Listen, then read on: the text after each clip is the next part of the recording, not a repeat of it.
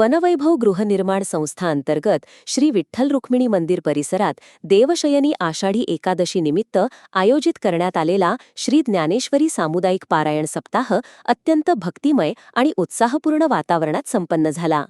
दिनांक 19 जुलै ते 26 जुलै 2026 या कालावधीत पार पडलेल्या या धार्मिक सोहळ्यामुळे संपूर्ण परिसरात भक्ती, नामस्मरण आणि अध्यात्माचे मंगलमय वातावरण निर्माण झाले होते.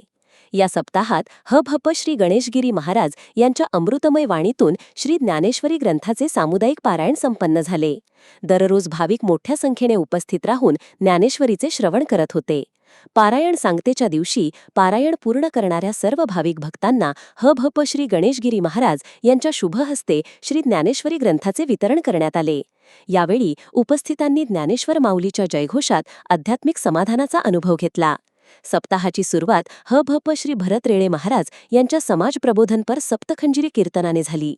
आपल्या ओघवत्या वाणी आणि प्रभावी कीर्तनातून त्यांनी संत साहित्य, सामाजिक मूल्य, व्यसनमुक्ती, सदाचार आणि भक्तिमार्ग यांचा संदेश उपस्थितांना दिला.